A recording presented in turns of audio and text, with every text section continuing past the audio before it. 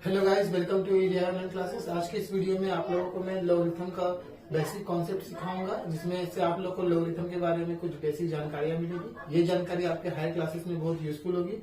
चलिए तो इसे देखते हैं फटाफट। तो ध्यान से समझ लीजिएगा, लॉगरिथम का सिंबल होता है लॉग, और इसे बहुत कोई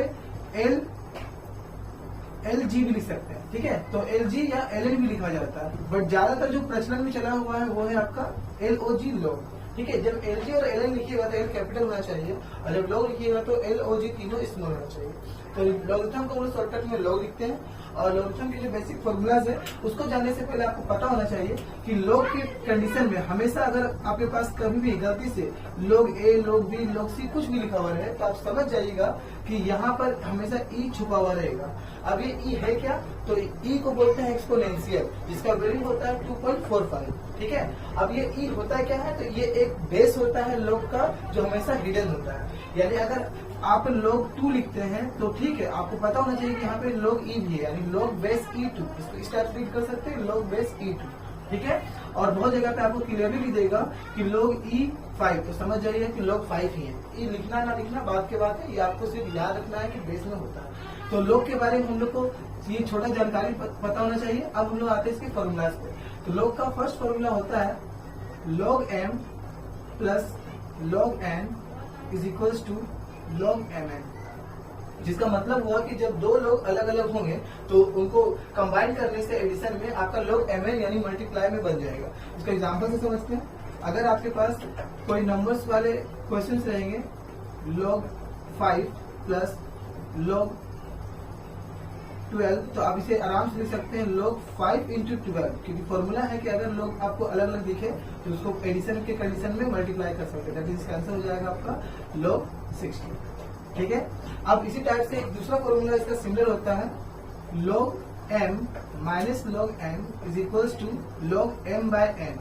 दैट इज, अगर आपको माइनस में दिखे दो लोग तो आप उसको डिवीजन में बदल दीजिएगा। फॉर एग्जाम्पल, अगर हम लोग इसका एग्जाम्पल लेते हैं log 12 माइनस log 4, तो हम इसे आराम से लिख सकते हैं कि log 12 बाय 4। ध्यान रखें, आप अपने मन से 4 बाय 12 नहीं लिख सकते, first number divided by second number. इस हिसाब से अगर आप इसे कैंसिल आउट कीजिएगा तो आपका बच जाएगा log 3 by 1, that is log 3। तो आपने ये फॉर्मूला समझ लिया होगा कि किस टाइप से log के दो बेसिक फॉर्मूला होते हैं। अब थर्ड फॉर्मूला है वो बहुत ज्यादा यूजफुल है, इसके बिहाफ पे आप हार्ड क्वेश्चन को सॉल्व कर पाएगा। थर्ड फॉर्मूला log का होता है log m to the power n is equal to n log m, जिसका मतलब है बिना एग्जाम्पल से आप समझ नहीं सकते, इस एग्जाम्पल से भी आपको ज्यादा क्लियरेंस होगा।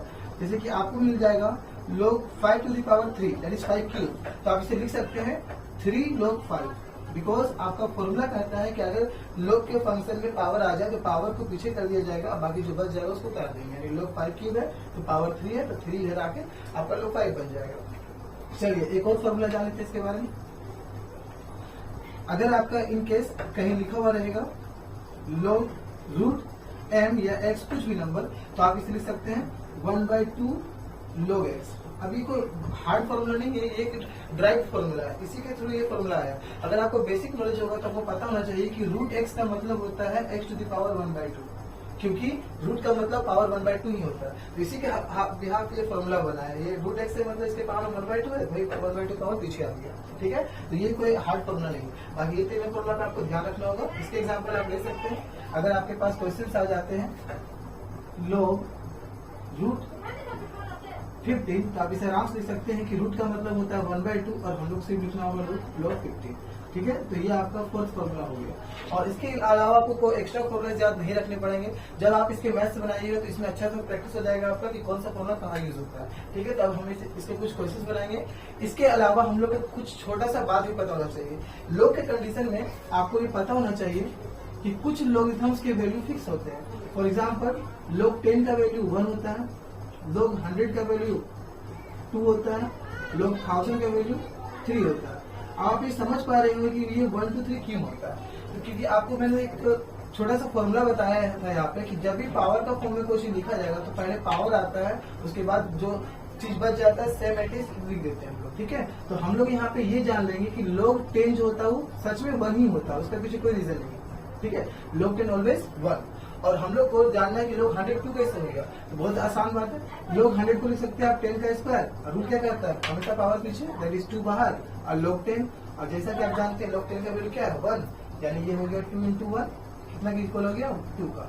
इसी यहाँ पे आप समझ गए होंगे कि log 1003 क्यों होता है, कि 10 का क्यूब है, 3 बाहर आएगा फिर log 10 का वैल्यू 1 हो जाएगा। तो ये 3 वैल्यूज आपको जान उसको याद रखनी पड़ेंगे, क्योंकि ये डायरेक्ट आपका यूज होगा, ठीक है। और इसी के यहाँ पे एक और शॉर्ट वैल्यूज याद रखना आपको, कि अगर आपको लोग 10 के अंदर में कोई भी नंबर दे दे, log 5, log 6, log 8 कुछ भी, तो आप उसको 0 कर दीजिएगा, ठीक है। या फिर आपको एग्जैक्टली log 1 ही दे दे, आप उसको 0 कर दीजिएगा। क्यों? क्योंकि log 10 के अंदर जितने वैल्यूज होते हैं वो 0 पॉइंट समथिंग होते हैं, तो हम उसको क्या लेते हैं 0 के अकॉर्डिंग लेते हैं। तो अगर आपको ये नहीं समझ में आता, आप ये जरूर जान लीजिए कि log 1 0 होता है। अच्छा, log 1 0 क्यों होता है, आप इसी भी एक्सप्लेन कर सकते हैं, क्योंकि आपको पता है कि कोई भी नंबर पे पावर अगर 0 हो तो उसका वैल्यू क्या होता है 1। इस हिसाब से हम लोग कह सकते हैं कि इसका पावर 1 की जगह पर लिख सकते हैं 10 की पावर 0, और इसका पावर अगर आप पीछे कीजिएगा तो बचेगा कि आपके पास log 10 और 0 into something is equals to 0 होता है, ठीक है। तो इस हिसाब से आप याद रख लीजिएगा log 1 का वैल्यू 0 ही होता है, ठीक है। तो ये प्रूफ हो गया इसके बारे में। आपको मैंने जो जो इंडिकेट किया है एक बॉक्स बनाकर आपको वो हर हाल में याद रखने होंगे। ये आपके 3-4 वैल्यूज में जो आपको याद रखने होंगे, और बाकी ये फॉर्मूला जब आप यूज कीजिएगा तो अच्छे से आपको याद हो जाएगा, ठीक है। आप इतना नोट कर लीजिए। अब इसके बाद के क्लास में हम लोग सीखेंगे इसके ऊपर कुछ लेक्चर्स जो इसके क्वेश्चंस को सोल्व करने में हेल्पफुल होंगे। चलिए।